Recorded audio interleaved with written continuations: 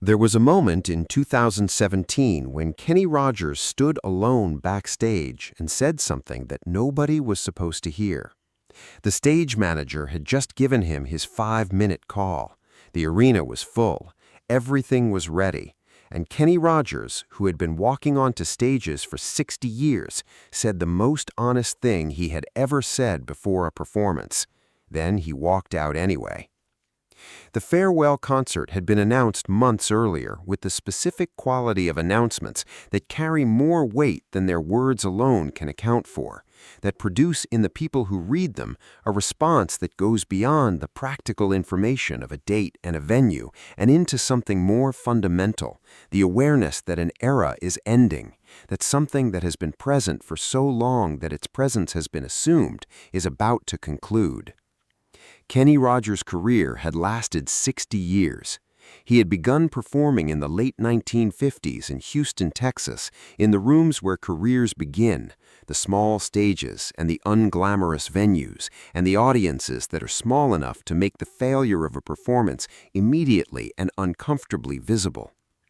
He had built from those rooms to the rooms that followed, and from those rooms to the rooms after that, through the patient accumulation that careers are built from when they are built honestly, with work rather than luck as the primary mechanism.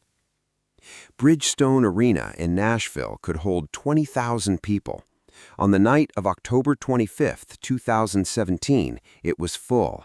Had been full for hours before the concert began, the specific kind of full that major farewell events produce, where people arrive earlier than they need to because being there is already the point, because the event itself is the reason rather than merely the occasion. They had come from everywhere, from the cities and the towns and the particular places that country music comes from and returns to, from the decades of concerts and recordings, and the specific personal histories that each of them had with the music, the ways that the songs had been present in their lives at the moments when the songs were needed. They had come to be there. They had come to witness. They had come to say goodbye to something that had been part of the soundtrack of their lives for as long as many of them could remember. Kenny knew they were there. He had been aware of the audience in the arena the way you are aware of something large and significant in the space adjacent to the one you are in, not seeing it directly, but feeling its presence through the walls, through the specific quality of energy that 20,000 people in the same place generate and that the backstage corridor carries as a kind of vibration, a low hum of accumulated human presence that the concrete and the steel cannot fully contain. He had felt this before, had felt it thousands of times in arenas and stadiums and the various large spaces that his career had taken him to across 60 years of performing. He knew what 20,000 people felt like from backstage. He had always known. But tonight was different in ways that the knowing could not fully account for.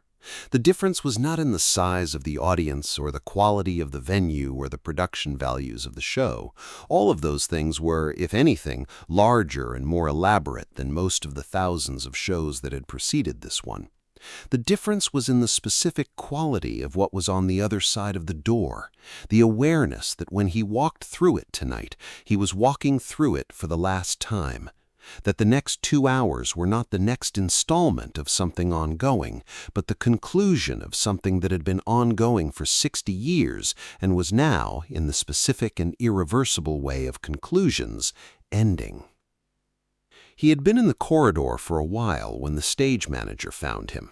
This was not unusual. The backstage corridors of large venues are full of people in the minutes before a show, the production team and the crew and the various people whose professional function the event requires, moving through the specific organized chaos of final preparations. Kenny had developed across 60 years of concerts the ability to find within that chaos the specific quality of interior quiet that a performance requires, the specific gathering of whatever it was that the stage was going to require him to bring to it. He had found that quiet, or some version of it, in thousands of pre-show corridors. Tonight, the quiet was harder to find. Tonight, the corridor felt different. The stage manager appeared at his shoulder. 5 minutes, he said. Kenny nodded. The stage manager moved away to the next task on his list, the specific efficiency of someone whose professional function requires him to deliver information and move on, who cannot afford to linger in the moment after delivery because the next moment also requires him. He watched him go. He was alone in the corridor. He stood with the 5 minutes. He had been given thousands of 5-minute calls across 60 years of performing. He knew what 5 minutes before a show felt like, knew the specific quality of that compressed interval, the way time moves differently in it, faster and slower simultaneously, the awareness of the stage on the other side of the door increasing with each passing second.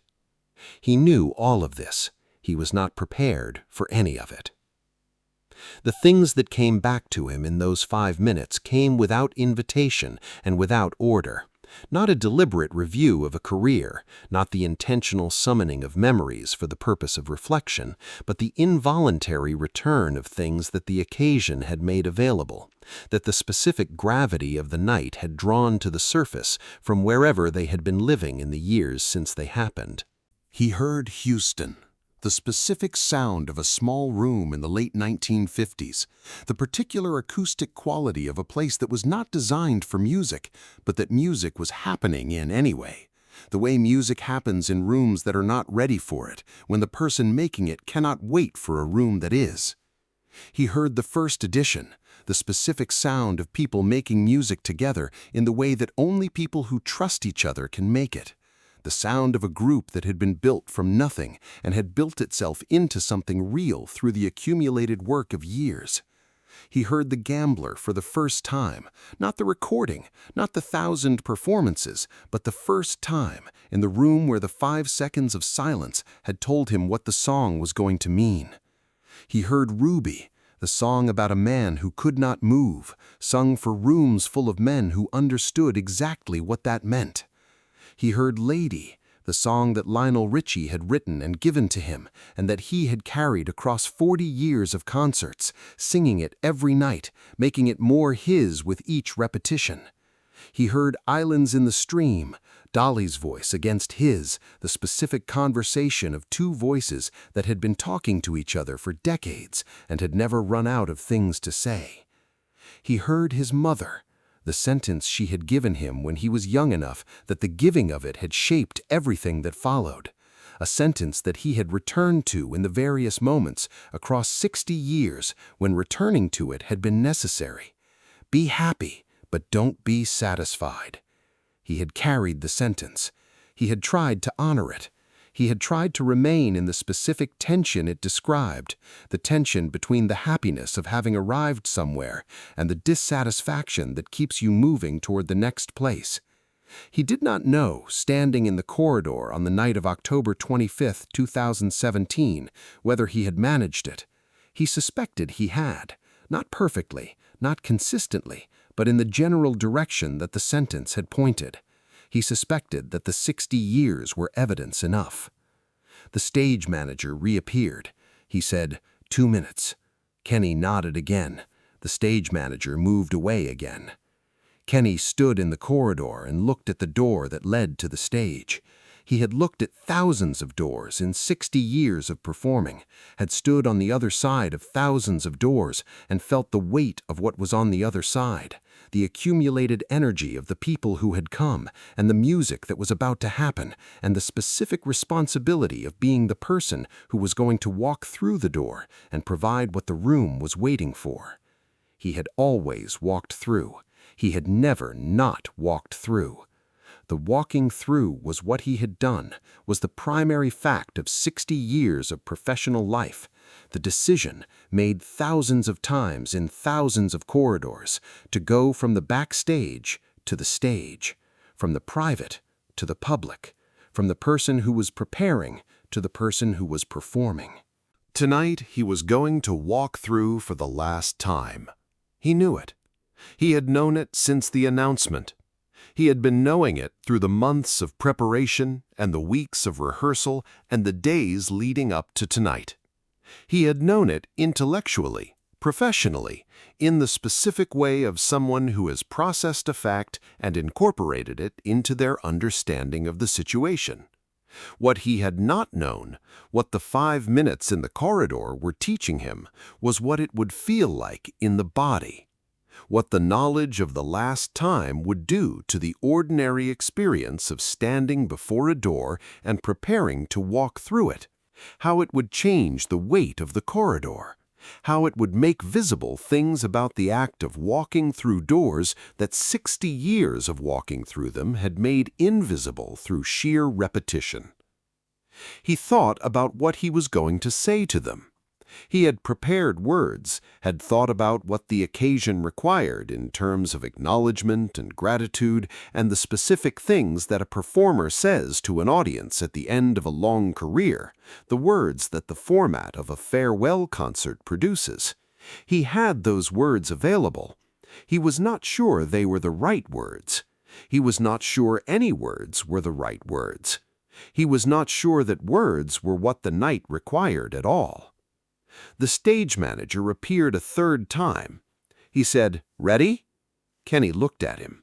He said the thing that nobody was supposed to hear, said it without planning it, without intending it, in the specific, spontaneous language of someone who has run out of the resources required to say the managed version and is left with only the true version.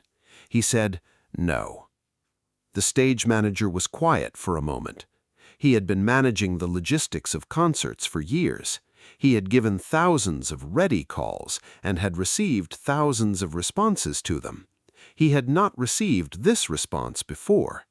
He looked at Kenny with the expression of someone who is not sure whether to treat what he has just heard as a problem requiring solution or as information requiring receipt.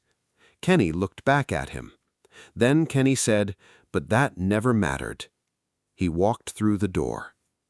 The noise that met him when he appeared was the noise of 20,000 people recognizing the person they had come to see. The specific noise of arrival, of something expected and hoped for finally becoming real. He stood at the microphone. He looked out at the arena. The people who had been waiting looked back at him.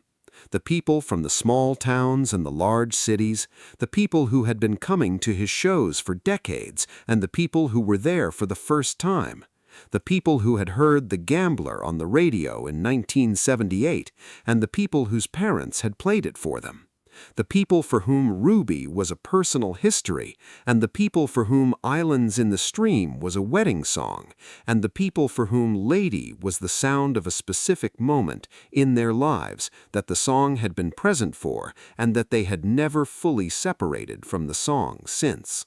He sang for 2 hours.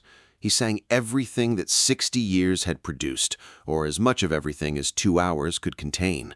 He sang The Gambler, and he sang Ruby, and he sang Lady, and he sang Islands in the Stream, and he sang She Believes in Me, and he sang all the songs that had been the songs of the career, each one carrying inside it the specific history of its making and its receiving, the years of stages and corridors and 5-minute calls. He sang them all, and at the end of the singing the arena was on its feet, and the noise was the noise of 20,000 people who had been given what they came for, and who were giving back everything they had in return. Kenny Rogers walked off the stage for the last time. He stood in the corridor again, the same corridor, the same quiet, the same space that the 5 minutes had occupied an hour and a half ago. He was not the same person who had stood in it before. The walking through the door had done what walking through doors always does, had taken the person who was preparing and turned him into the person who had performed, who had given what the room was waiting for and received what the room had given back. He stood in the corridor and he was done. Not finished in the sense of depleted, but done in the sense of complete, the specific wholeness of someone who has done what they set out to do and has arrived at the end of it. He thought about the thing he had said to the stage manager. No, but that never mattered. He thought about how true it was, how the readiness had never been the point, how he had never been fully ready for any of the thousands of stages he had walked onto across 60 years, how the not being ready was perhaps the necessary condition for the walking onto the stage, the thing that kept the performances real rather than automatic, that kept the fear present and the fear honest and the honesty visible in the music. You could not be ready for the last time. Being ready for the last time would have required knowing from the beginning that it was coming, would have required holding the entire 60 years in the mind at once in a way that the living of them made impossible. He had not been ready. He had walked out anyway. That was the 60 years. That was the whole of it, distilled into a corridor and a door and a stage manager's question and a one-word answer that contained everything true about what it had meant to be Kenny Rogers for 60 years and to have done what he did, and to be done now, finally, in the specific and irreversible way that done means when it means the last time. If this story moved you, make sure to subscribe and hit the like button. Share this with someone who is standing in their own corridor right now, who is not ready but is about to walk through the door anyway, because the not being ready never mattered and the walking through always did. Leave a comment below. What does Kenny Rogers' music mean to you? And don't forget to ring the notification bell for more stories about the last times and the corridors and the doors and the people who walked through them anyway. 60 years of not being ready and walking through anyway, until the night they walked through for the last time and understood that the walking had always been enough.